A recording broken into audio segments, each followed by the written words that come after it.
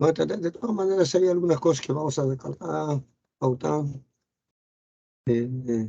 Yo, junto con el doctor Araujo y todos los docentes que su señorita delegada les ha pasado, y también lo va a pegar todo el sílabus, todas las prácticas, todo que vamos a ir desarrollando. Y con todos ustedes, que van a estar pegados acá en el team, no en archivos, voy a ir pegando, pero ya les he pasado a la señorita delegada, entonces vamos a estar ahí tanto. Nuestro objetivo no es desaprobarlos. Dos cosas, si salen bastante desaprobados, que dice que el profesor no sabe explicar. Ustedes no estudian, no creo. Si ustedes no estudian, entonces sí estudian porque ya están en cuarto año, prácticamente terminando. Y entonces, en todo sitio, en todo campo que nosotros hablamos, en otras especialidades, ¿no? Yo que estudio, por ejemplo, Derecho, entonces dicen que medicina, no, los mismos de Derecho, abogados, los otros carreras de medicina son fuera y sí lo son ustedes, que han pasado su examen de admisión y siguen estudiando, porque lo más importante de todo es la vida. Después, ¿qué sigue? La libertad, ¿no? Siempre la vida, nosotros los médicos tenemos que ver, la libertad lo tiene que ver el abogado, entonces siempre ellos, y así todas las carreras. Entonces, ustedes son una gente de élite, que obviamente les falta algunas cosas de la experiencia de todos nosotros, aprender y saber, que lo vamos a ir volcando, dándoles conocimientos con diferentes especialistas. Yo soy de neurocirugía, cirugía de cabeza y cuello, tengo la especialidad de el doctor Incaluque, Jesús Incaluque. También agradezco al doctor José Alberto Araujo Ramírez, que va a estar con nosotros, ese es de la especialidad de emergencia, medicina intensiva, al doctor Rubén Darío Ormeño Aquino, señorita delegada, va a ir apareciendo algunos colegas que van a pedir unirse a la suscripción, me puede unirse a la reunión. Puede ayudarme, señorita delegada, poniéndole a juntarlo, por favor. Doctor. Sí, doctor, no se preocupe. ¿Ya? Van a ir a unirse a la suscripción, unirse a algunos colegas que no hay la reunión, van a estar, ¿ya? Por favor, ayúdenme con eso. Sí, doctor. También al doctor Rubén Darío Ormeño, que va a ser docente con ustedes en su grupo, al doctor cirujano general, a la doctora Ida Meneses Quispe, que es de la especialidad de medicina interna y de UCI, cuidados intensivos. También agradezco al doctor Homero Ríos Rojas, que va a estar con nosotros, ¿no? Cirugía plástica, ahí le he pasado el teléfono, el celular, van a ser sus jefes de práctica y va a acudir con la cita delegada que le pasó una hoja especial con los números de celular. También agradezco al doctor Podas Serna Raúl, al doctor Freddy Álvarez Cusi, al doctor Giancarlo Paredes, que son emergenciólogos de UCI, que van a estar gentilmente con nosotros y van a estar a cargo de un grupo de práctica que está distribuido. ¿Ya? Cualquier cosa me piden a mi celular, que lo tiene la señora delegada, y también tengo dos celulares, ¿no? Mi primer celular 96 37 48 18, 96 37 40 87, y el segundo 9 98 85 40 40. Pero todo esto lo va a tener la señora delegada así como en correo. Cualquier duda, aclaración, algún refuerzo. Nuestro curso va a ser diseñado de tal manera que va a haber los miércoles, como dice la universidad, la teoría, a las 3 de la tarde. Y los sábados la práctica también tenemos, la sala de la práctica, ¿no es cierto? Los días sábados. Pero esta sábado en las prácticas va a ser de acuerdo a la disponibilidad horaria con su docente de prácticas. Ustedes coordinan, llaman y la disponibilidad horaria de su docente. Porque ustedes saben, nosotros hacemos labor hospitalaria, estamos de guardia. A veces estamos en sala de operaciones operando y justo no podemos. ¿Ya? El docente de práctica, y si alguno de ustedes, señores alumnos, desea voluntariamente ir a acudir con su docente donde está laborando, son de los hospitales, entonces ya coordinan con ellos si pueden ir, ¿no? Aunque ahora todavía nos han dicho que sea virtual, pero es cuestión de coordinar y si es virtual es para estar, para el bien provecho. Las exámenes constituyen de las clases teóricas, segundo las clases prácticas que va a tener bastante, tercero los informes escritos, casos clínicos que se va a hacer ahí, y la apreciación del docente, ¿no? Van a exponer sus temas con el mismo señor docente, sus casos clínicos, y así le va a ir guiando. ¿Ya? Bueno, ¿alguna pregunta tienen, señores alumnos?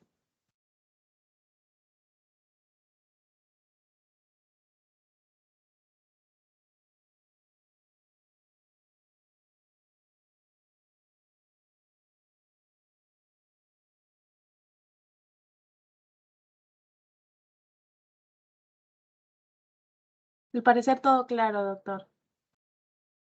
De todas maneras, cualquier cosa, yo, con los docentes que estamos acá de ustedes, cualquier cosa estamos para solucionarlo. Y también el doctor ahí.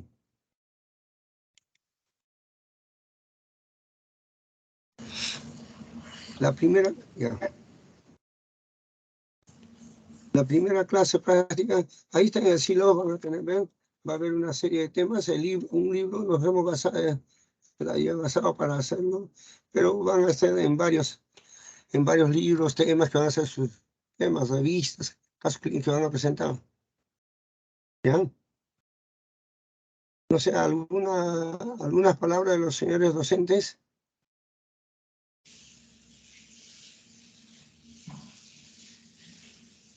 Yo recién he podido unirme. Sí, adelante, doctora Gladys Meneses Quispe, que es docente. Él tiene la especialidad de medicina interna, cuidados intensivos, trabaja en el Hospital Almenara. Sí, no hay problema, bienvenido a las clases, doctora, a la clase inaugural que estamos. Gracias por invitarme y bueno, trataré de compartir con ustedes mi experiencia que tengo en el manejo de los politraumatizados en la unidad de cuidados intensivos. Y bueno, recién he podido unirme. Realmente, bueno, participaré en todo lo que se ha asignado y en el sílabus, ¿no?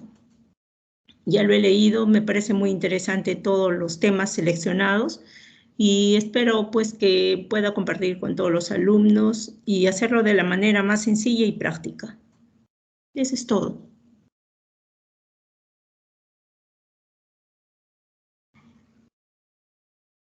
¿Se encuentra el doctor Araujo? Va a hacer la primera lección inicial, todo. La primera clase teórica. Buenas tardes, ¿me escuchan allí?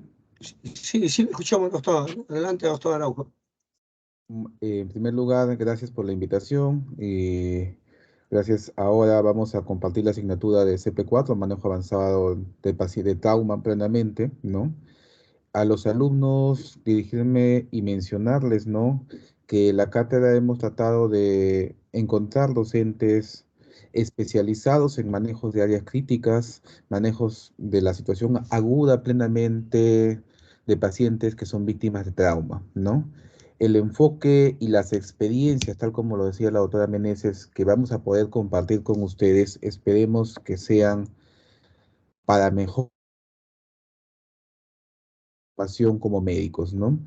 Al igual que todos, lo que buscamos en esta asignatura es que puedan tener los conocimientos plenos de cómo actuar frente a una situación en el cual el riesgo de vida del paciente va a depender de las acciones que tomemos y del tiempo que nos demoremos en poder decidir. El doctor Inca Luque y mi persona y los demás docentes siempre vamos a estar prestos a solucionar la mayoría de dudas que puedan tener ustedes, ¿no? Y de igual manera,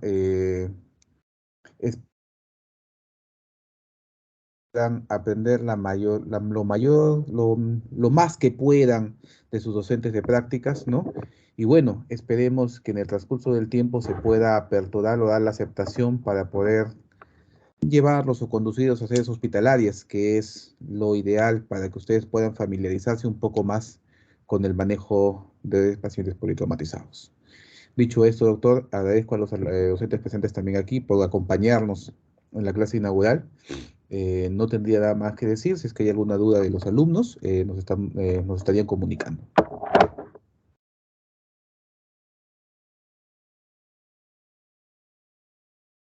Gracias, doctor Araujo Ramírez, al colega que lo conozco, hemos trabajado juntos, está bien, excelente profesional.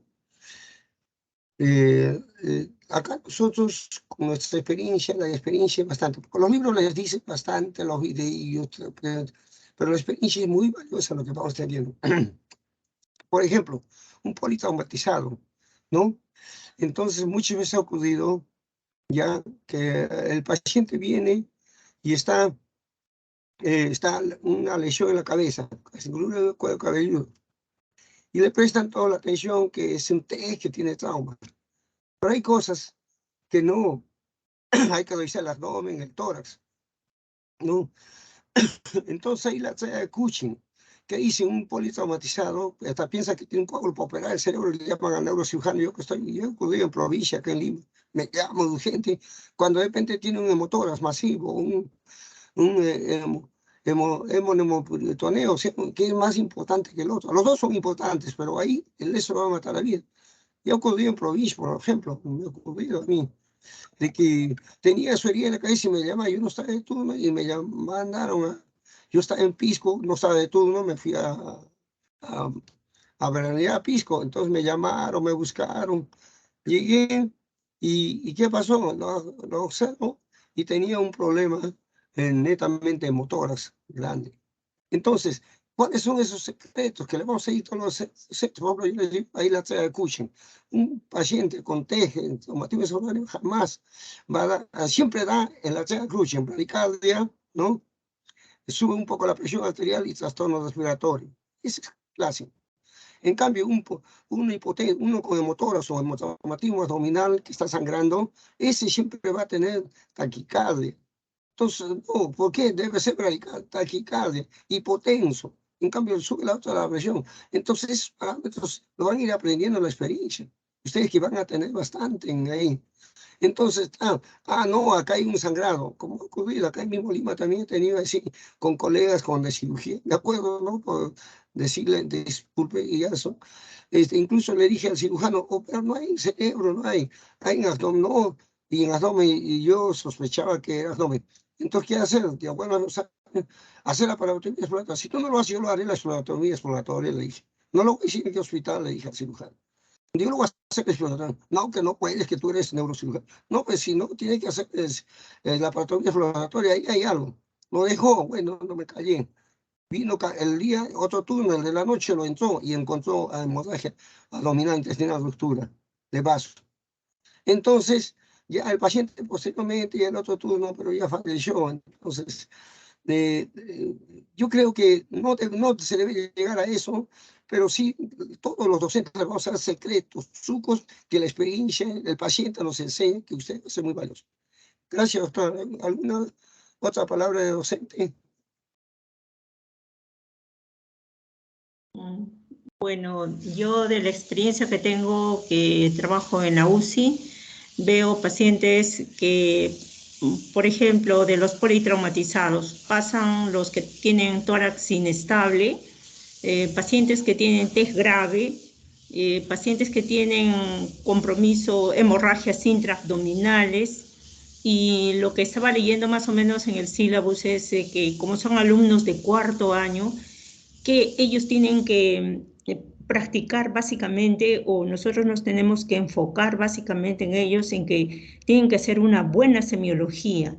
Y primero ellos identificar claramente al politraumatizado, observar totalmente al paciente cuando, por ejemplo, cae, ¿no?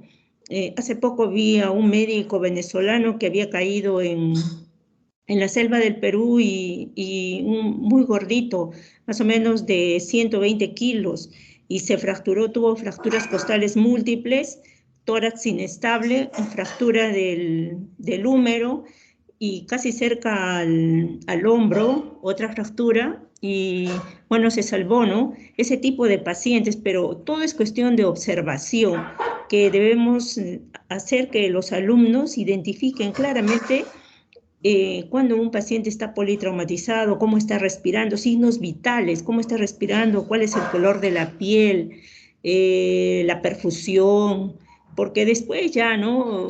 En nuestra experiencia, por ejemplo, tú como neurocirujano, cirujano de cabeza y cuello, ya entran a tallar, pues ya cuando ya tienen que llevarlo a un hospital de mayor nivel, ¿no? A una cirugía. Se ve pacientes que cuando no saben estabilizarlo y tienen fractura de columna cervical, si inicialmente se podría recuperar, si no le han dado un buen manejo de inicio, ya se quedan cuadriplégicos. Que ahora que tenemos un gran montón de vehículos motorizados, las motos, los jóvenes, que no miden el peligro y al final caen y tienen fracturas de columna y hay muchos que quedan cuadriplégicos, todo por no saber identificar bien que puede tener una lesión en la columna cervical. Bueno, eso, ojalá que enseñemos lo básico primero para que el alumno de cuarto año después se motive y pueda ser, ¿no? Como en tu caso, cirujano de cabeza y cuello, neurocirujano, emergencista, intensivista, pero tienen que tener una agudeza, o sea, observar bien al paciente cuando está politraumatizado, porque vamos a tocar diferentes tópicos, ¿no? Tórax inestable, traumatismo abdominal cerrado, después traumatismo pélvico, que me parece todito interesante. Ojalá que los chicos se motiven. Básicamente nosotros vamos a enfocarlos o vamos a ayudar a identificar, con la experiencia que tenemos, vamos a ayudarlos a identificar lo básico. Por ejemplo, vemos hemorragias subaracnoideas, ¿no? Que en un sitio de emergencia, por un trauma, un test grave que pueden hacer una hemorragia subaracnoidea y que pueden mal diagnosticar, ¿no? Entonces, nosotros apoyaremos en eso, en guiarlos a los alumnos de una manera sencilla. Eso es mi aporte. Muy amable, doctora Gladys. ¿Alguna pregunta a los señores alumnos?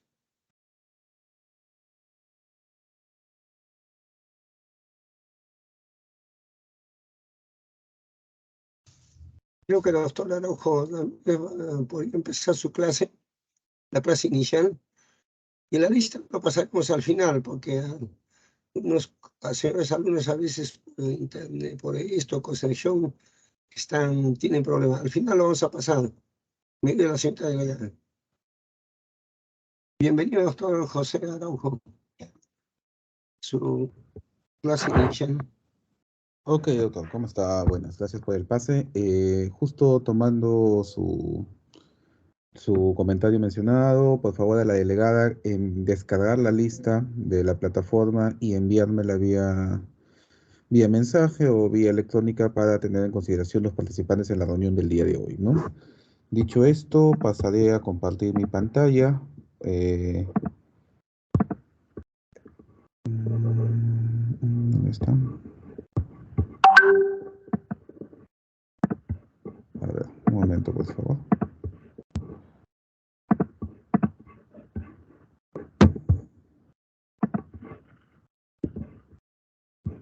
El doctor está acomodando la lista oficial. Me lo están enviando recién porque dice que hay algunos de la actualización de matrículas, porque he pedido a algunos colegas, algunos señores alumnos que han desaprobado, así. Entonces, mientras tanto, la cinta delegada me envió una lista de todos 13 alumnos que los estamos considerando. Después me llegará la lista oficial y ya les comunicaré, y cualquier inconveniente que hubiera lo tienen que solucionar la escuela.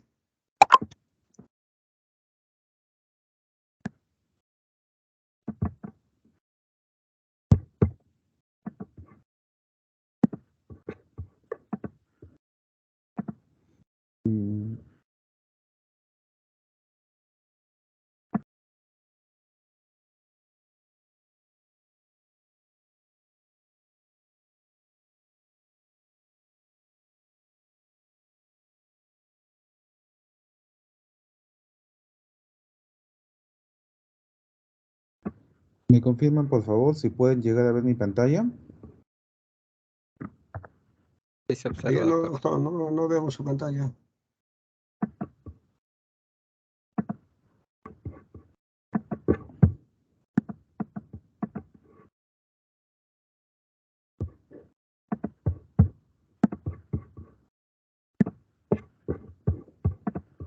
¿Lo llegamos a ver allí, por favor? ¿Me confirman? Sí, doctor. Ok, genial. Listo. Bueno, comenzamos con la primera teoría del sílabus, que es el manejo inicial del paciente politraumatizado. Eh, el que les habla es el doctor José Araujo, médico especialista en medicina de emergencias y desastres, ¿no? Actualmente labora en el Hospital Sergio Bernales, más conocido como Hospital de Coyique, y en este momento estamos participando en la cátedra CP04, que es manejo avanzado de trauma. Comenzamos con el primer tema que está en el sílabus. Mencionar rápidamente que alrededor de menciono el año 2017, ya que los años posteriores o etapa pandémica, ¿no? No es un basal plenamente similar al cual estamos. Por eso la estadística o la epidemiología que se usa para estos años tratamos de adecuarlos a años prepandémicos, el siglo 2017 y 2018-2019. Mencionarlos que aproximadamente en el año 2017 se produjeron alrededor de 90.000 accidentes de tránsito en el país, y esto nos llevó a tener aproximadamente alrededor de 55.000 heridos, y de estos aproximadamente 2.800 perdieron la vida. Lamentablemente, como fuente de esto, es un reporte de la misma Policía Nacional del Perú. Los politraumatismos a la cabeza, los accidentes automovilísticos, agresiones por terceros, ¿no? Como vemos en las imágenes, son pues casuística plenamente de nuestro medio, ¿no? Son patologías que van a quejar y que van a ser una de las principales causas de muerte dentro de la tercera y cuarta década de la vida, ¿ya? Que no está ligado plenamente a factores, pues, condicionantes en el caso de las personas.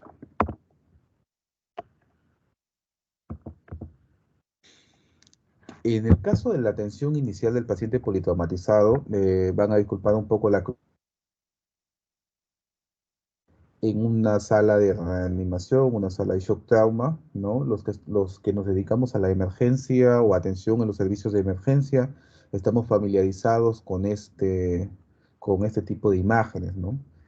Aquí tenemos que tener en consideración algo muy importante para poder iniciar la atención inicial en todo paciente politraumatizado. Vamos a enfocarnos en 4 pilares. ¿Qué sabemos hasta el momento? ¿Qué es lo que tenemos que saber? ¿Qué más nos gustaría saber aparte de lo que nos dan? ¿Y qué es lo que nosotros vamos a hacer en el momento adecuado? ¿Ya? Y en eso vamos a enfocar la presentación del día de hoy. Como les mencionaba, la justificación del manejo, ¿no? Esta es un poco más de la ampliación de ese día. Es la principal causa de muerte dentro de las primeras 4 décadas de la vida. Hay que tener suma importancia en la optimización del transporte desde el medio prehospitalario al intrahospitalario, la atención especializada en el centro de trauma, que amerite, ¿para qué? Para poder mejorar la sobrevida de nuestro paciente. Mientras mejor sea trasladado, mientras más rápido sea extricado y sea llevado a un centro especializado en el cual puedan solucionar los problemas de acuerdo a la patología que aqueja al paciente, va a mejorar el pronóstico de sobrevida de este. Ahora, hay que recalcar algo sumamente importante. La capacitación constante que pueda tener todo el personal que trabaja o labora en áreas de emergencia va a mejorar y va a dar resultados positivos en la atención de todo paciente pues víctima de trauma. Trauma es una pandemia mundial y es una de las principales patologías que nos va a llevar no solo a muerte, sino a una discapacidad funcional de un paciente, ¿no? Como les había mencionado, es una enfermedad heterogénea en cuanto al tipo de causa, al tipo de lesión, a la gravedad de las mismas lesiones, ¿no? Y esto quiero que los factores de riesgo para desarrollar a estos plenamente están relacionados a la conducta de las personas, ¿ok? Hay que hay que tener bien en claro la diferencia de definiciones en lo que es policontuso y politraumatizado, ¿no? Policontuso, todo aquel que presenta lesiones, ¿no?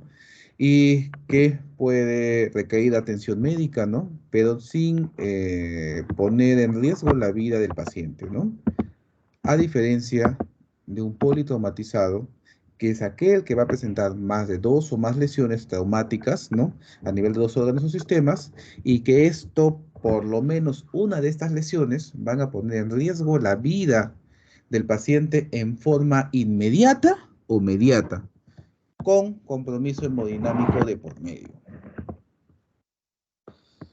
Aquí tenemos que añadir que la patología traumática, al igual pues que el infarto agudo de miocardio, al igual que los accidentes cerebrovasculares del tipo isquémico, ¿no? Es una patología tiempo dependiente. Mientras más rápido podamos intervenir en el tratamiento y en el abordaje de nuestro paciente politraumatizado, vamos a conseguir un mejor resultado en la sobrevida del paciente. ¿Cuáles son las ideas básicas que tenemos que tener presente dentro del manejo del abordaje inicial de todo paciente politraumatizado?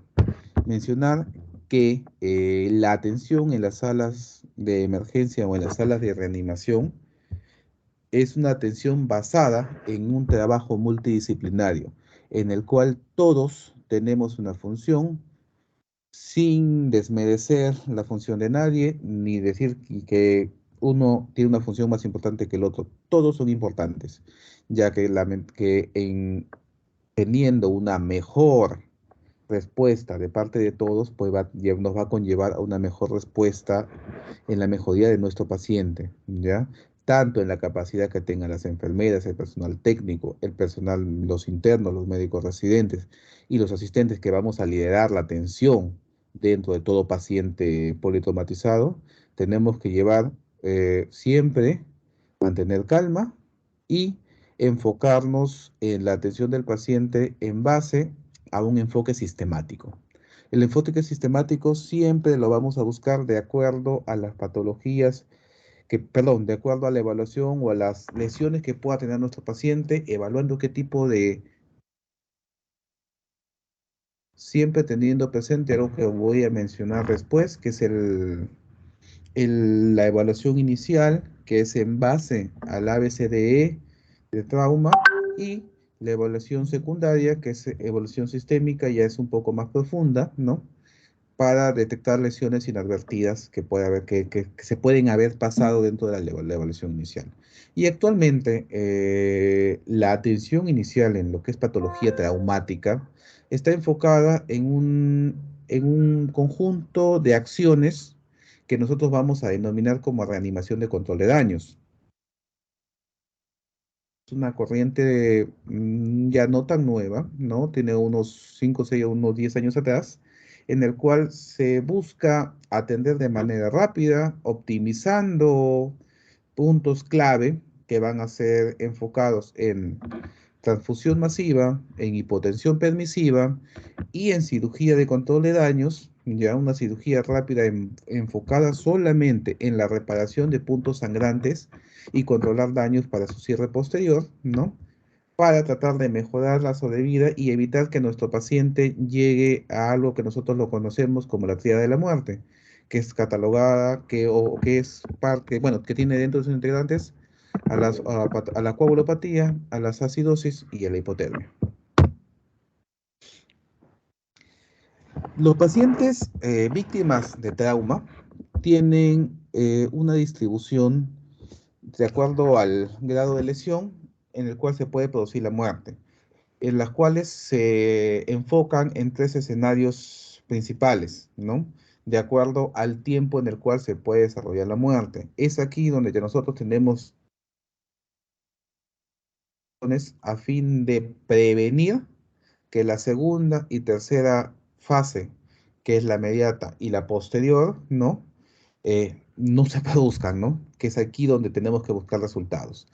La distribución trimodal de la muerte nos pone 3 picos específicamente, en el cual nosotros vamos a tener dentro de la primera instancia, dentro de los primeros minutos, ¿no? Muerte inmediata, ¿no? Por lesiones plenamente que han sido tan catastróficas que no hay grado de recuperabilidad y la mayoría de estos pacientes van a fallecer en el lugar del accidente o durante el transporte.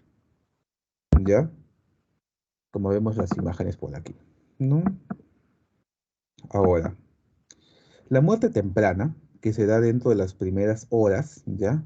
Son producto de lesiones sumamente graves que se van a detectar durante la estancia o durante el abordaje en los centros de trauma. Estas lesiones, si es que se pueden descubrir o se pueden, pues, evidenciar de forma rápida, podemos tratar de evitarlas, ¿no? Perdón. Y el tercer pico, ¿ya?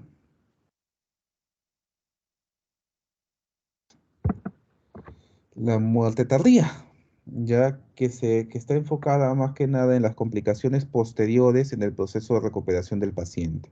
Muchos de estos pacientes van a ingresar posterior a cirugía, si es que han requerido pues alguna cirugía de emergencia, a las salas pues bueno, a las salas de recuperación o a las salas plenamente de cuidados intensivos, ¿no? Esto se produce a las tercera o cuarta semana de haberse producido el hecho y pues van a fallecer por patologías consecuentes, pues, ¿no? O por sobreinfecciones bacterianas, pues, porque ya el cuerpo no llega a compensar plenamente los órganos lesionados, ¿no? Quiero rescatar dentro de lo que he mencionado la hora dorada. La hora dorada es la primera hora después de producido el evento traumático, que es el momento en el cual nosotros podemos actuar, el momento en el cual nosotros vamos a tener necesariamente que intervenir de una forma rápida y efectiva para tratar de mejorar la sobrevivencia.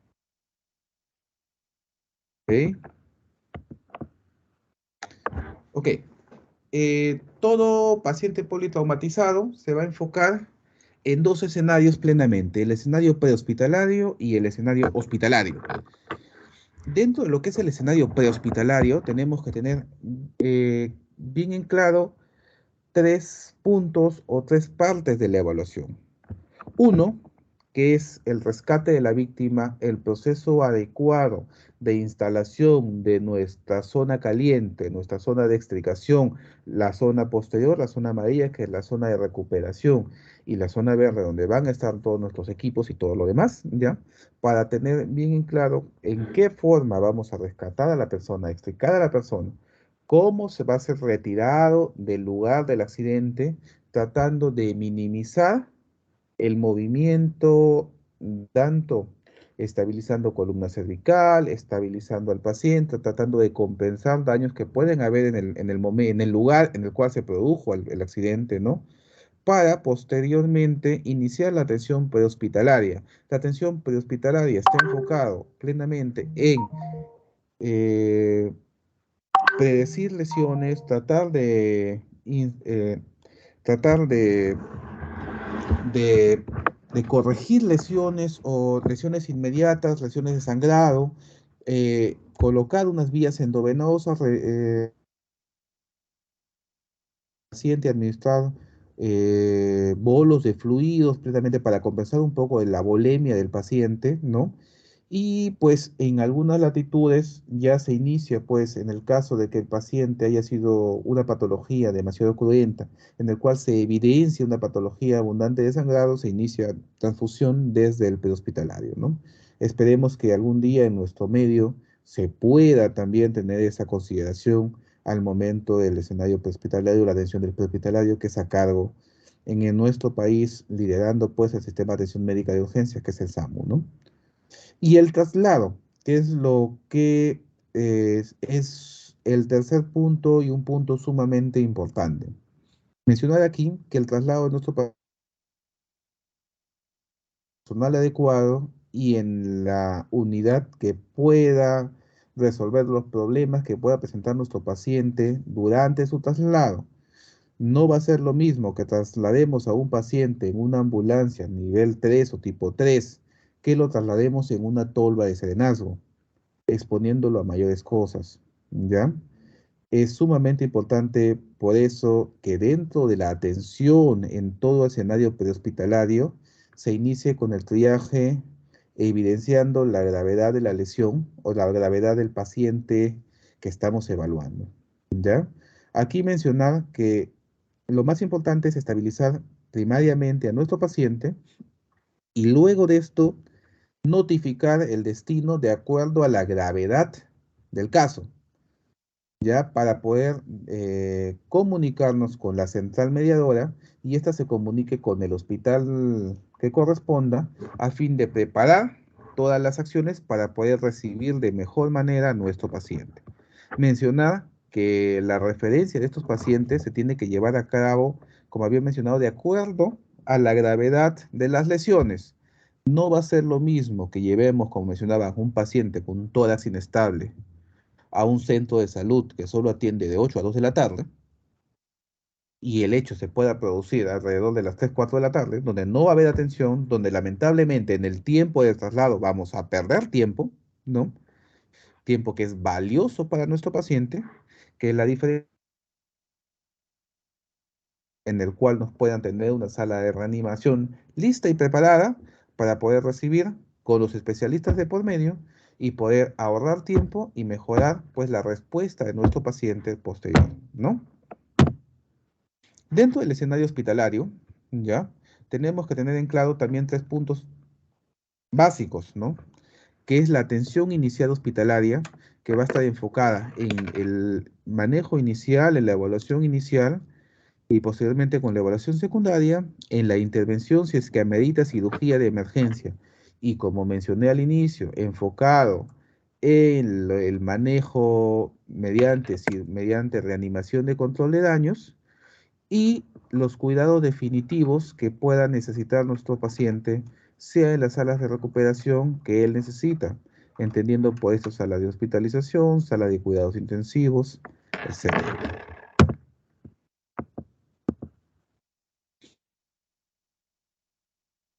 De lo que es preparación hospitalaria, al momento del centro de trauma del hospital recepcionar la información de que va a llegar un paciente politraumatizado, prioridad 1, se tienen que tener en consideración preparar alrededor de 6 o 7 ítems que son básicos para la atención de nuestro paciente.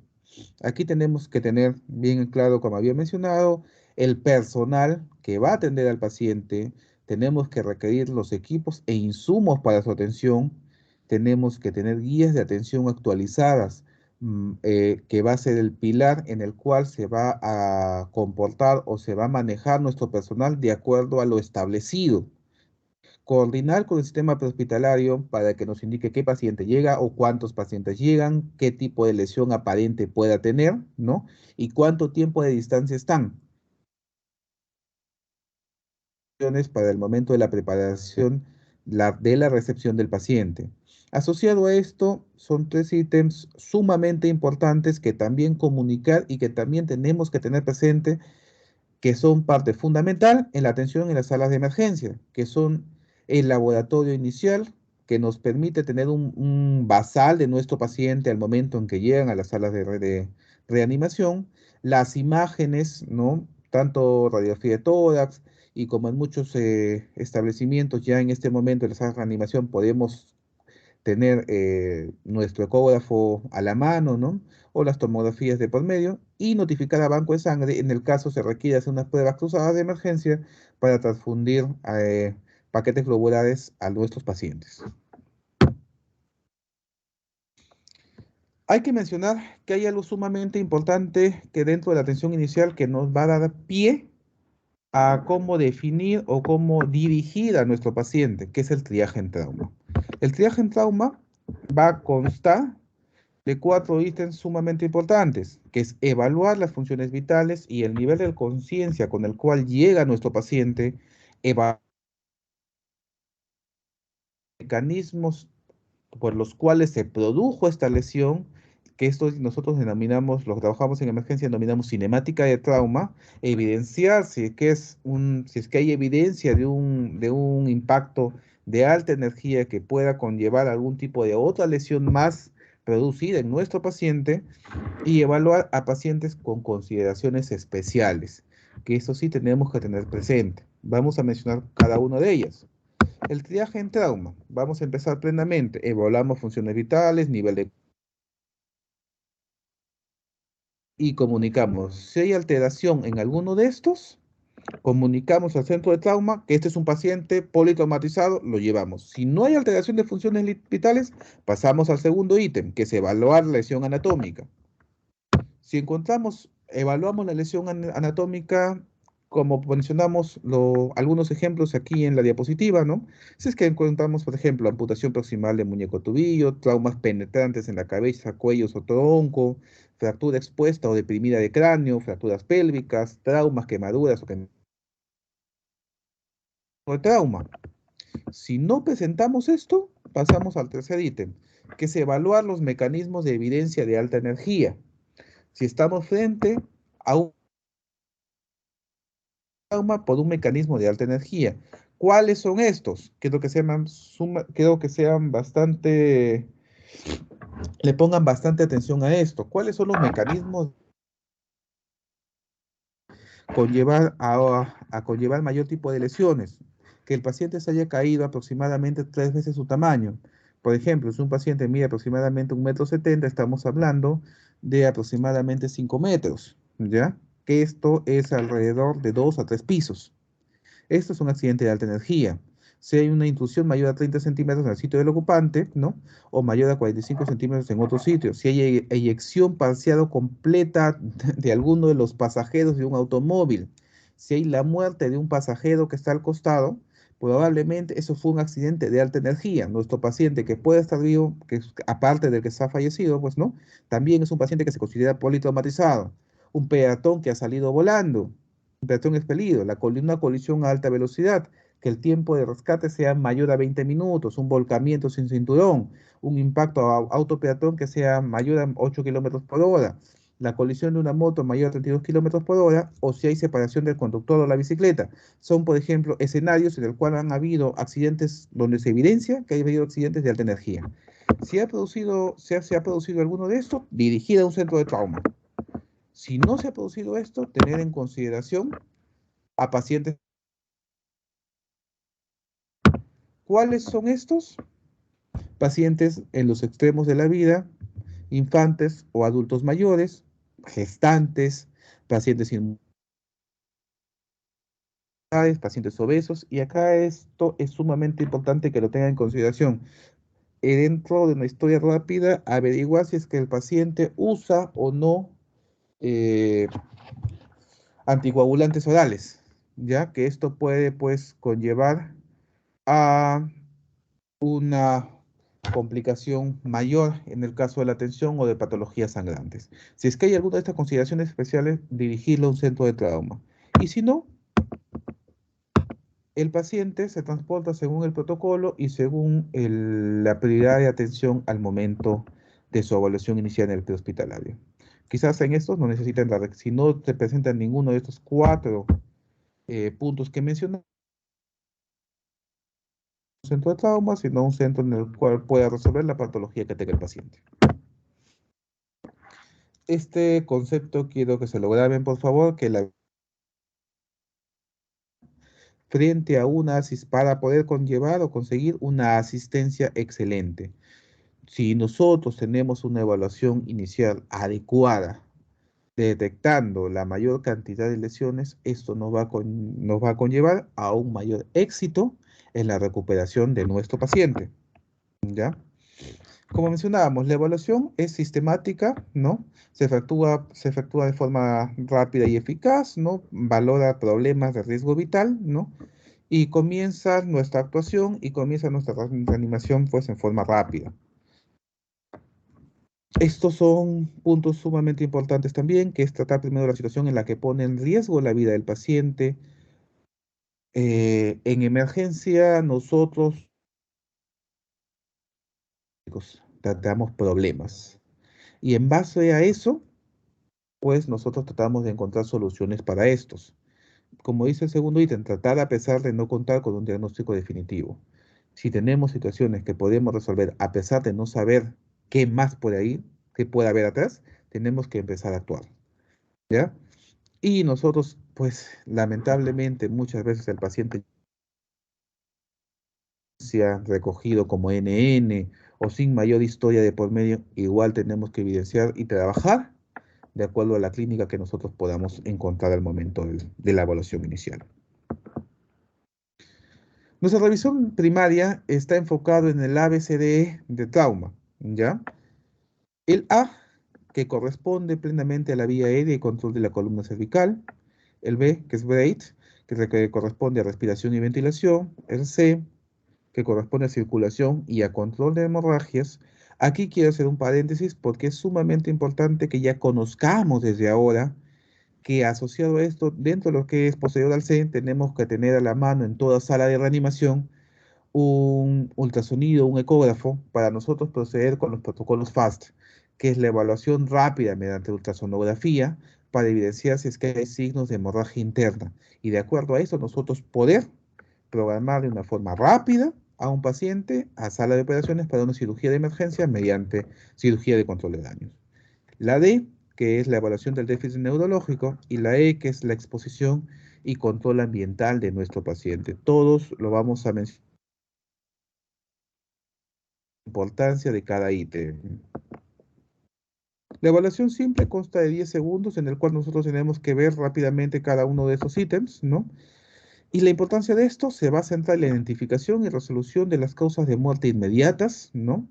Mencionar que dentro de la reevaluación primaria se van a identificar las lesiones que van a amenazar la vida y simultáneamente vamos a iniciar el tratamiento de este paciente.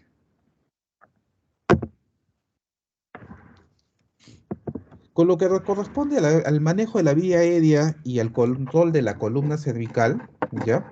Tenemos que mencionar, tenemos que valorar si es que la vía aérea está permeable. Tenemos que valorar si es que existe riesgo de obstrucción o qué es lo que se necesita hacer, ¿ya?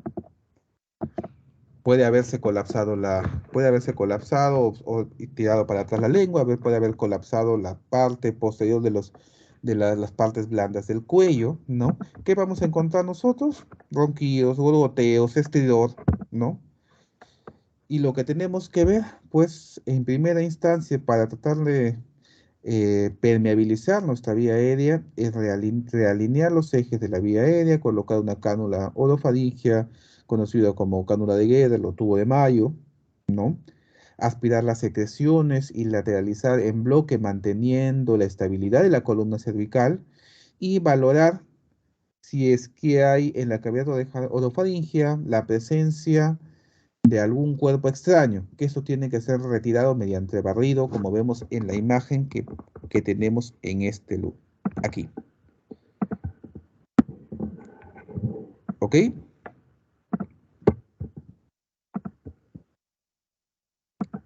Listo.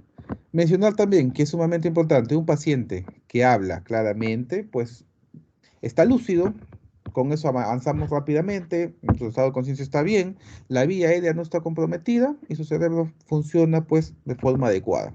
Ya no perdemos tiempo ahí.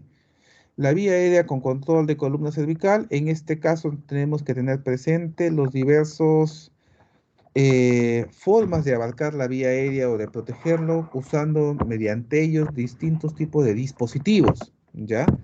Eh, Podemos abarcar mediante simplemente la permeabilización usando una cánula de Guedel o un tubo de Mayo.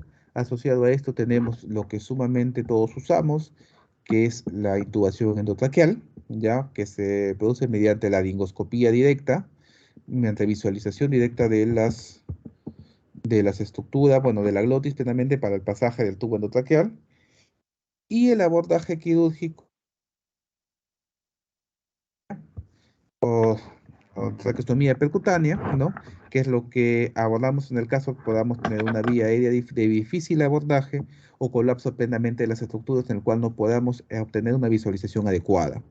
Y asociado a esto también hay opciones para uso de dispositivos supralóticos, que es sumamente rápido y también nos puede ayudar a salvaguardar pues la permeabilidad de la vía aérea.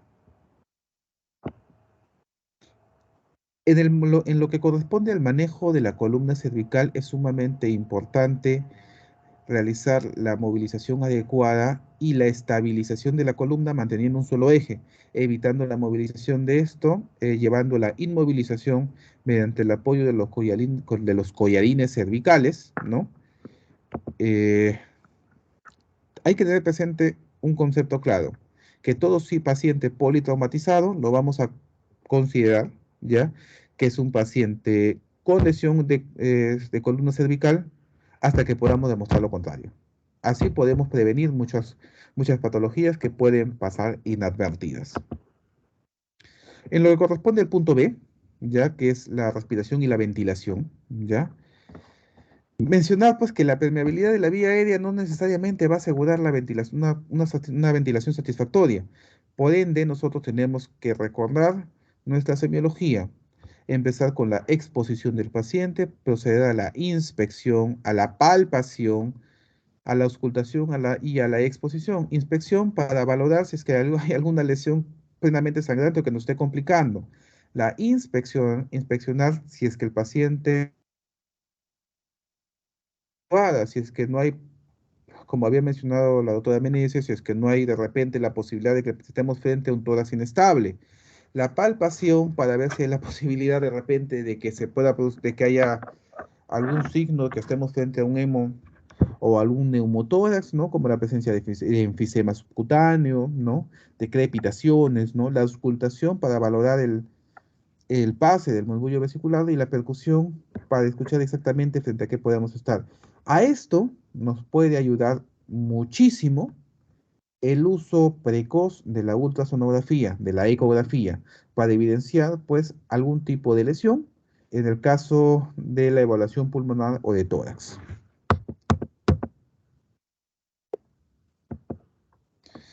Dentro de la evaluación de conllevar a poner en riesgo la vida de nuestro paciente, ¿ya? Tenemos que tener en consideración 5 patologías que sí nos pueden y que tenemos que tener presente y descartar rápidamente en todo paciente politraumatizado.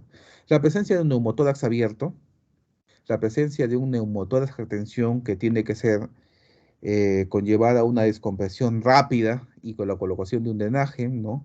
La presencia de un tórax inestable con contusión pulmonar, que tenemos que llevar a estabilizar rápidamente este tórax para que estas costillas, para que el paciente no reciba mayor lesión a nivel de parénquima pulmonar.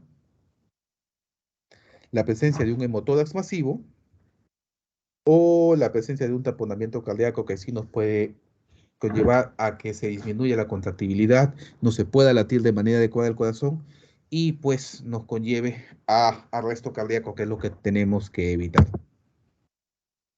Bueno, el manejo del neumotórax, atención, esto lo voy a pasar porque lo vamos a tener y lo vamos a conversar un poco más en la cátedra, en la clase correspondiente a trauma de tórax, ¿no? En lo que corresponde a evaluación de la respiración y ventilación, tenemos que tener 2 puntos de la frecuencia. Tenemos que valorar si el paciente respira con una velocidad adecuada o si es que el paciente pues no tiene la expansión pulmonar adecuada, que es lo que tenemos que valorar. Asociadamente a esto, pues sí es sumamente importante valorar la oxigenación de nuestro paciente. Ok. Circulación y control de hemorragias, el tercer ítem. Con lo que corresponde a la valoración de la circulación y el control de las hemorragias, nosotros tenemos que tener bien claro para poder valorar la perfusión, que es el pulso, el pulso y cómo está la piel de nuestro paciente. El pulso, tenemos que valorar la frecuencia cardíaca, la calidad del pulso, la regularidad de esto y la localización también en el cual podemos percibir el pulso del paciente. Ahora, en el caso de la piel tenemos que evaluar el color de la piel, si es que estamos frente a palidez o no, la temperatura del paciente, la humedad y el llenado capilar, ¿ya?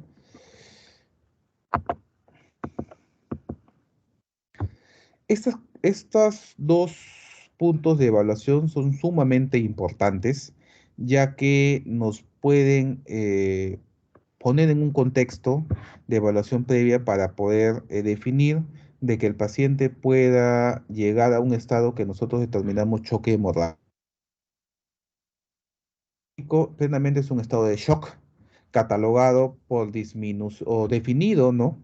Por disminución de la presión producto de disminución de la volemia intravascular, ¿no? Por un sangrado producto de diversa índole, ¿no? El choque hemorrágico, mencionar que es la causa de muerte más prevenible en el trauma, ya que si un paciente llega sumamente sangrando, lo ideal pues es iniciar reposición de volumen de manera rápida. Ahora, hablando de volumen, aquí tenemos que tener en claro que si vamos a tratar a un paciente o si vamos a poner la reposición de volumen, pues tiene que ser con la solución adecuada. Hablando de soluciones, nuestro abordaje inicial en el caso de paciente hipotenso no tiene que variar entre un 250 a 300 mililitros de solución fisiológica de manera inicial y luego, pues, no 3 litros de cloruro de sodio de solución fisiológica, pues, a chorro. No. Recordemos que el paciente pierde sangre y lo que necesita es sangre. Por ende, pues nosotros tenemos que iniciar nuestra transfusión precoz, ¿no? Rápidamente para mejorar el volumen intravascular. Y eso es lo que nosotros tenemos que tratar para evitar que el paciente posteriormente nos llegue a la triada de la muerte. El objetivo de evitar el choque, ¿cómo lo paramos o cómo evitamos? Parando la hemorragia. Y es aquí donde podemos entrar un poco más porque entra a tallar nuestra reanimación de control de daños y es la que nos maneja el mejor posibilidad de sobrevivir en este momento para la atención de pacientes producto de trauma.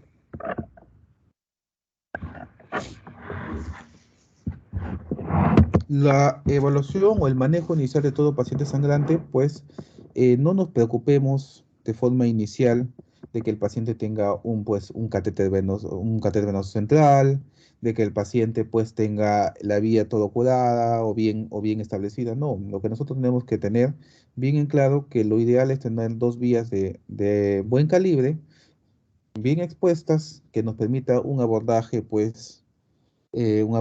vascular de manera rápida, ¿no? Si el sangrado es activo, lo ideal es y lo que está recomendado es la compresión directa de la lesión, ¿no? Aquí hay que tener en consideración que diferenciar si es sangrado del lecho venoso o de repente si es sangrado arterial, que ahí sí nos preocuparían porque esto nos puede conllevar a una descompensación hemodinámica muchísimo más rápido. Ahora, antes se recomendaba el uso de torniquetes, actualmente está en descenso, ¿no? Solo si no nos queda mayor opción y tenemos que frenar plenamente un sangrado arterial, podemos considerar usarlo. Fuera de eso, ya no se usa mucho Y asociado a esto, que ya no se está recomendando tampoco la elevación de los miembros inferiores, ni usar presión frente, pues, a frente a las lesiones dentro de los puntos arteriales, ¿no? Ya que no nos conlleva mayor calidad de sobrevida, no nos cambia la sobrevida del paciente, ¿ya? Dentro de lo que es el manejo del arresto cardíaco, tenemos que tener bien claro cómo proceder en caso de 4 escenarios principales.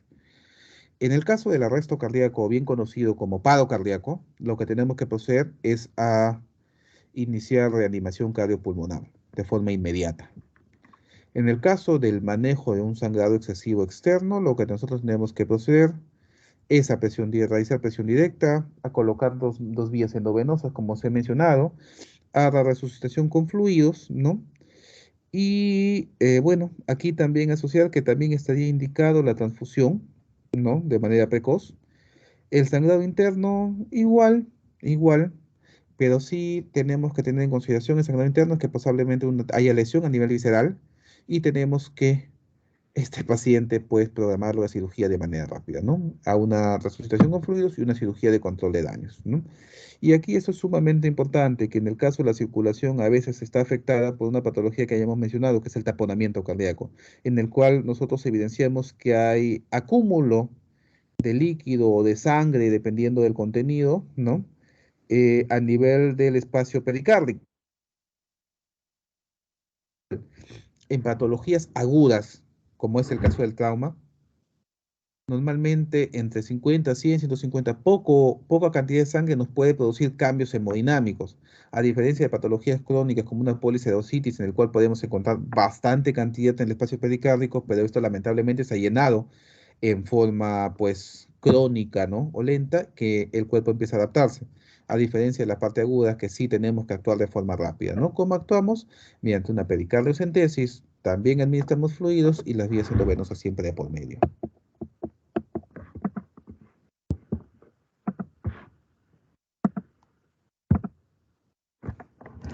El shock hemorrágico está basado en 4 grados plenamente que describe la TLS, ¿no? El grado 1, 2, 3 y 4, que va a ser diferenciado de acuerdo a la cantidad de pérdida sanguínea, empezando de menos cantidad de sangre a mayor cantidad de sangre, ¿no? El porcentaje de pérdida sanguínea, los cambios a nivel de la frecuencia cardíaca, la presión arterial, ¿no? Como la evidenciamos, cómo está la presión de pulso, la frecuencia respiratoria, nuestra diuresis, si es que está presente o si es que está ausente ya, ¿no? La valoración del estado de conciencia, si es que el paciente está despierto o si ya está letárgico plenamente o confuso, ¿no? Y si es que necesitamos, y aquí nos enfoca cuál el ATLS sí, cuál es la forma de acción de manera inicial, si es que vamos a, pues, a iniciar con restitución simplemente de cristaloides o si es que procedemos a la transfusión, ¿no? Mencionar que si estamos en una área hospitalaria, pues hay que priorizar el uso de hemoderivados. Con respecto a la evaluación de la parte neurológica, el cuarto ítem de la evaluación inicial, ¿ya? Las alteraciones se pueden deber, pues, a 4 escenarios que tenemos que tener bastante presente al momento de la evaluación, que es la disminución de la perfusión cerebral, ¿no? Casos en el cual disminuye la volemia y por ende va a disminuir nuestro flujo de perfusión cerebral, conllevándonos a riesgo de que el tejido cerebral no tenga el aporte sanguíneo adecuado, ¿no? Y pueda conllevar mayor grado de lesiones si es que existiera alguna, ¿no? Si es que el paciente está frente a un estado también de hipoglicemia, que puede conllevar a mayor grado de lesión neurológica. Mencionar también que, como habíamos mencionado al inicio, que la patología traumática es producto de la conducta de las personas, mencionar que valorar si es que el paciente está frente a un estado de alcoholismo, ¿no? Que eso también puede llevar a la subvaloración de algún tipo de patología o algún tipo de déficit de subvaloración de trastorno de conciencia o disminución del estado neurológico, y la presencia, si es que hay o no, de una lesión traumática a nivel del sistema nervioso central. Mencionar que la evaluación del déficit neurológico lo vamos a medir mediante la escala de Glasgow, que está enfocado en 3 tipos de respuesta, creo que ya lo conocemos, que es la respuesta ocular, la respuesta motora y la respuesta verbal. Y tenemos que ver signos de lateralización de repente, o de localización o de focalización, ¿no? Para ver si es que estamos frente a una lesión aparentemente que nos ubique más o menos frente a qué tipo de lesión estamos, ¿no? Y si es que hay algún tipo de compromiso a nivel periférico, evaluar si es que podamos o no tener algún tipo de lesión medular de por medio. La escala de coma de Glasgow, como habíamos mencionado, con sus 3 ítems de evaluación, que es la respuesta ocular, la respuesta verbal y la respuesta motora, ¿no? En esta imagen vemos claramente una anisocoria en el cual nos puede evidenciar a 2 escenarios: o hay una lesión traumática a nivel focalizado en el parénquima cerebral, o hay una lesión neurológica externa que compromete solamente al par craneal correspondiente al lado de la lesión. En lo que se considera la exposición el quinto ítem de nuestra evaluación inicial es sumamente importante en la evaluación de todo paciente con trauma. Mencionar, tenemos que desvestir completamente al paciente para evaluar completamente todo el cuerpo del paciente. Posteriormente esto cubrirlo con cobertores limpios y mantener pues una temperatura adecuada, ¿ya? Calentar si es posible las soluciones que se le va a transfundir, que ya que si le pasamos algo frío pues vamos a colaborar en la disminución de la temperatura de este paciente y este paciente va a entrar en hipotermia, ¿ya? Tenemos que mantener una temperatura adecuada y evitar que nuestro paciente pues llegue a uno de los sitios de la tía de la muerte, ¿no? Quise poner esta imagen que es sumamente importante, que es las líneas de corte dentro de lo que es la ropa del paciente para tratar de exponer de manera rápida a nuestro paciente. No vamos a, por ejemplo, un paciente politraumatizado, tratar de sacarle la chompa o la camisa, movilizándolo. No, nosotros procedemos a exponer mediante corte con las líneas que estamos mencionando aquí, a tratar de exponer de manera rápida a nuestro paciente, exponiendo la mayor cantidad de cuerpo, que es lo que tenemos que buscar. Complemento dentro de la que es la revisión primaria y la reanimación hospitalaria es la colocación de un catéter urinario, ¿ya? Para valorar lo que es la diuresis del paciente, ¿ya? Pero nosotros tenemos que considerar, pues, escenarios en los cuales sí está contraindicado la colocación de estos, como es la sangre, la presencia de sangre a nivel del medio urinario, si estamos frente a una fractura de pelvis, si es que la próstata está elevada o de repente no está palpable, ¿no? Mediante tacto rectal, si es que hay equimosis perineal o si hay sangre del escroto, la colocación de una vía, de una sonda Foley, ¿no? Al igual que la sonda nasogástrica, pues, ¿no? Tenemos que evitar la broncoaspiración y evitar lo que es la distensión gástrica, pero en el caso de que nosotros encontremos con una sospecha de que estamos frente a una fractura de base de cráneo, pues lo ideal no es la colocación de una sonda nasogástrica, es la colocación de una sonda orogástrica. ¿Por qué? Porque podemos pasar de un escenario normal a esto, que lamentablemente pusieron una sonda nasogástrica en un paciente que puede haber tenido lesión a nivel del piso de cráneo, y que lamentablemente la sonda nasogástrica entró a nivel de la bóveda craneal. El monitoreo de nuestros pacientes politraumatizados tiene que estar enfocado en monitorizar la frecuencia respiratoria, nuestro monitoreo hemodinámico, valorar siempre nuestra presión arterial y nuestro medio interno mediante nuestro equilibrio de ácido-base, que lo podemos evaluar de forma constante frente a una medición de gases arteriales. Los estudios de imágenes, que son sumamente importantes, a la cabeza, la ultrasonografía de forma rápida, como vemos en esta imagen, la médico a cargo en este caso está realizando una ecografía pulmonar para ver ya si hay mayor compromiso de lesiones en el contexto de un paciente con trauma torácico que está con un drenaje de tórax externo, y evidenciar también que con este paciente ya se inició la transfusión masiva, perdón, la transfusión de paquetes de hemoderivados, ¿no? El estudio de rayos X, las tomografías que nos pueden evidenciar que mayor cantidad de lesiones se puede evidenciar. Con eso hemos culminado lo que es la parte de la revisión primaria. Ahora, tenemos que proceder a la revisión secundaria. Pero para hablar de esto tenemos que considerar que no se puede realizar una si no hemos terminado una revisión primaria adecuada. Aquí nosotros tenemos que realizar nuestra historia clínica, realizar un examen físico mucho más profundo. Aunque parezca que sea un poco gracioso, pero en todos los orificios de pies a cabeza tenemos que intentar tubos y dedos para evidenciar algún tipo de lesión que pueda pasar inadvertida. Todo paciente politraumatizado sí está indicado de repente un tacto rectal, la colocación de sonda Foley, una sonda oro nasogástrica, ¿no? Para monitorizar, pues, tanto déficit urinario, si es que hay distensión abdominal, ¿no? Y si es que hay algún signo de sangrado a nivel rectal, también tenemos que considerarlo, y es indicado la presencia de un tacto rectal. Junto con esto, pues dentro de la evaluación de la historia clínica, valorar la presencia de alergias en el paciente, qué medicación habitual usa, qué patologías de fondo tiene nuestro paciente, si es que ha habido consumo no de alcohol o algún otro tipo de sustancia de patología ambiental, o cuál ha sido el lugar o frente a qué estuvo expuesto nuestro paciente a nivel en el lugar en el cual se produjo el accidente, ¿no? Ahora, como habíamos mencionado, la reanimación en emergencia para pacientes politraumatizados en este momento, en la actualidad, está enfocado pues en el concepto que se maneja como reanimación de control de daños, ¿no? Aquí está enfocado en 3 pilares principales, que es la hipotensión permisiva, la cirugía de control de daños y la transfusión masiva o resucitación hemostática, también conocida como resucitación hemostática. Para esto es sumamente importante y prevenir mayor cambios fisiológicos que puedan, pues, conllevarnos a algún mayor grado de lesión, ¿no?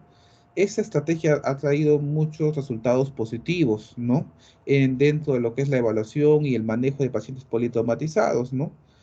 Para tratar de prevenir que nuestro paciente haga mayor grado de acidosis, de hipotermia o de repente de coagulopatías. Junto a esto, mencionar también que no solamente está indicado, pues,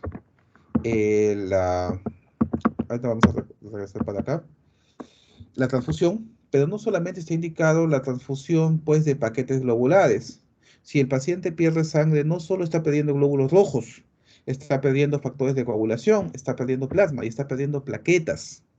Así que si nosotros vamos a transfundir, lo ideal es transfundir, pues, en relación a 1-1-1 los hemocomponentes para mejorar, pues, la capacidad de coagulación de nuestro paciente, la posibilidad de respuesta frente al sangrado y mejorar el volumen intravascular de nuestro paciente.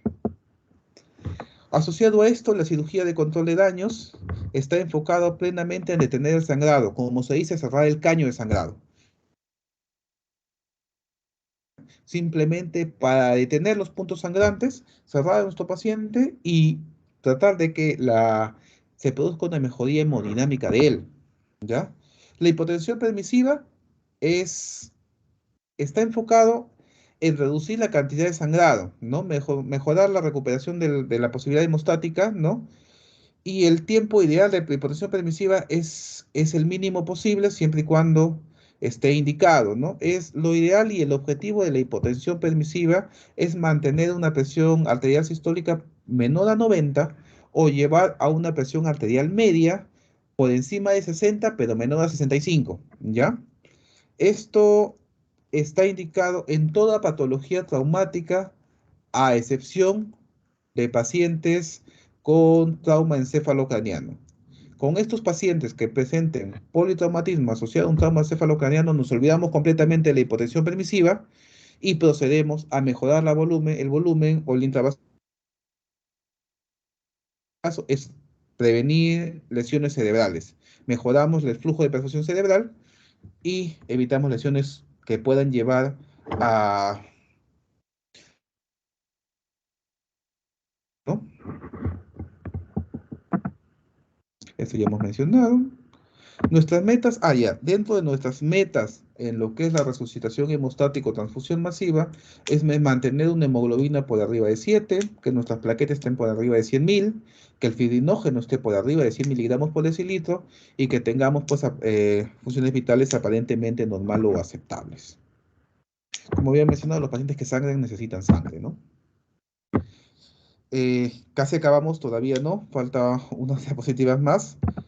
Vamos a proceder nosotros, entonces, dicho lo que hemos mencionado, a evaluar rápidamente, pues, un pequeño caso clínico de una patología que recibimos en mi hospital de origen, ¿no? Que es un paciente de sexo masculino, pues, que sufrió agresión por terceros en la calle, en una pelea, ¿no? Y en el cual, dentro de los golpes, recibe una lesión penetrante a nivel del tórax derecho, ¿no? Producto de un arma. Despierto, un poco irritable, con dolor intenso a nivel del tórax, ¿no? Donde se va evidenciado, pues, la presencia de un objeto cortante que está dentro del tórax, ¿no? Y justo eso se proceden a cubrir la zona, a estabilizar el objeto y a trasladarlo a nuestro centro de trauma o a nuestro hospital nivel 3, ¿no? Mencionar que en el ABCD nuestro paciente estaba alerta, despierto, como habíamos mencionado en vía aérea, si el paciente está despierto y hablando, pues la vía aérea está permeable. En lo que es respiración, en la inspección del tórax se evidenció que había un alma blanca incrustado en el hemitórax derecho. En lo que es cardíaco, el paciente estaba taquicárdico con ligero sangrado, y en la evaluación neurológica del paciente estaba en Glasgow 15.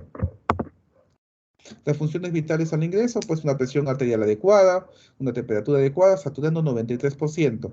Lo que hicieron en el prehospitalario, pues canalizaron una vía endovenosa, iniciaron la perfusión de suero fisiológico, ¿no? Y comunicaron a la central reguladora y pues, al centro de trauma que va a recibir al paciente. El manejo de todo paciente que llega a una sala de urgencias es multidisciplinario, como habíamos mencionado, tanto entre las especialidades de emergencia, cirugía de tórax, anestesiólogos, la unidad de cuidados intensivos, las enfermeras especialistas, el personal técnico, todos tienen una función indicada. ¿Ok? Posteriormente, al pase del tiempo, aproximadamente una media hora, una hora después, vemos que la presión de nuestro paciente empieza a caer. Está en una presión de 72/40, con una frecuencia cardíaca ya un poco más taquicárdica, en 103, saturando 98%, sí es cierto, una mejor saturación, pero con apoyo oxigenatorio. Ya este paciente en este momento estaba con un soporte oxigenatorio, una máscara con reservorio, con un FIO 80%, y encontrábamos ya taquipneico con una frecuencia respiratoria en 34. El paciente en lo que es el ABCD estaba quejumbroso, emitía aún palabras, ¿no? En la evaluación de tórax, el murmullo vesicular estaba disminuido, había presencia de enfisema subcutáneo en la zona de la herida, ¿no? Y el movimiento del tórax estaba asimétrico. En lo que es la evaluación cardiovascular, ¿no? Había inestabilidad hemodinámica, aproximadamente se le habían pasado pues 2 litros de suero fisiológico en el lecho hospitalario, ¿no? Pero ya había disminución de la presión de pulso, ¿no? Y aquí se inició la transfusión masiva de 2 paquetes globulares, ¿no? 2 paquetes globulares, 2 plasmas frescos y 2 plaquetas, ¿no? Ya para esto el estado de conciencia de nuestro paciente estaba bajando, ¿ya? Ya había compromiso neurológico, y a la exposición de nuestro paciente ya se encontraron que había lesiones escoriativas en tórax posterior y se produce a cubrir al paciente para evitar la pérdida de calor. Ok. La primera radiografía que nosotros evidenciamos ya es esta. Aparentemente el objeto, el arma blanca, había penetrado el parénquima pulmonar y había casi rozado pues el borde pues del pericardio. Lamentablemente, en buen momento no llegó a comprometer el pericardio, ¿no? Como vemos aquí en la imagen, el paciente en la reconstrucción pues de la tomografía ya se había evidenciado que estamos frente a este tipo de patología. El paciente entró a sala de operaciones a cargo de cirugía cardiovascular y se pudo tener una recuperación casi total de nuestro paciente, ¿no? Recordemos, y dentro de las conclusiones de aquí, todo paciente y todo manejo de todo paciente es diferenciado. Todo paciente que llega a emergencia tiene sus propias patologías, su propia historia, y ese es tu paciente, que tienes que diferenciarlo siempre. Tu protocolo, tus guías, ¿a qué me refiero? Está en la obligación y tiene que adaptar pues las normativas internacionales, las guías de práctica internacionales a su realidad, ¿no? A la realidad frente a la cual adaptar qué protocolos y qué guías se va a usar. ¿Ok? Les dejo aquí los números de emergencia, de la central de emergencia, de los bomberos, ¿no? Y como habíamos mencionado aquí, siempre tenemos un manejo multidisciplinario, ¿no? Siempre es sumamente importante el trabajo en conjunto de las especialidades que realizamos guardias en los servicios de emergencia, ¿ya? Aquí, con este lema, que un paciente traumatizado que está crítico no debe ser estabilizado en el lugar del accidente, a pesar que se empeñe el prehospitalario, tiene que ser trasladado, estabilizado de forma rápida y trasladado a un centro de trauma o a un establecimiento que pueda resolver la patología que pueda tener nuestro paciente. ¿Ok? El trabajo, pues, como equipo de trauma y la declaración de un código trauma en los hospitales nos va a llevar a resultados positivos, reduciendo, pues, el segundo pico dentro de lo que es la división trimodal de la muerte, ¿no? Esperando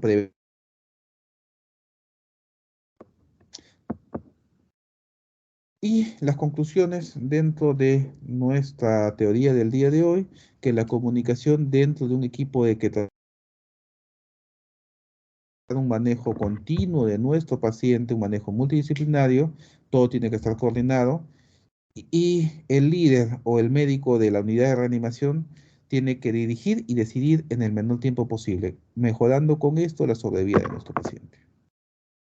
Dicho esto, agradezco la comunicación y el tiempo de ustedes que me hayan escuchado, esperando que la presentación del día de hoy sea fructífera para todos ustedes.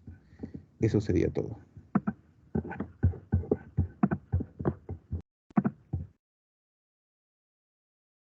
¿Alguna pregunta a los estudiantes?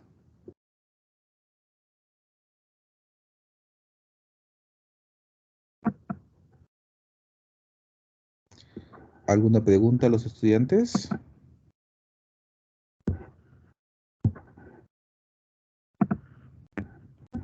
Señorita delegada, ¿está ahí?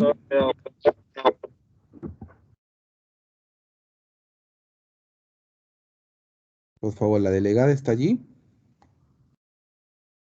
Siempre va a quedar todo claro, doctor. Ok, muchísimas gracias. Un favor, a los Doctor, ¿me delegados. escucha? Sí, hola, un favorzote. Enviarme, por favor, descargar la lista de asistencia. Ya, sí, doctor, le envío la que voy a descargar y también ahorita voy a llamar lista. Sí, por favor. ¿Ok? Ya. Ya, doctor. Listo. Muchísimas gracias a todos por el tiempo del día de hoy. Nos estamos comunicando con mi grupo de prácticas, que ya se le va a hacer llegar a todo el caluque la distribución para programar las prácticas correspondientes. Yo soy el doctor José Araujo y estamos en comunicación. Muchas doctor gracias, Incaluque. doctor, por la ponencia. Gracias, doctor Araujo. Interesante su ponencia. Nos ha actualizado con basar con los conocimientos de su experiencia.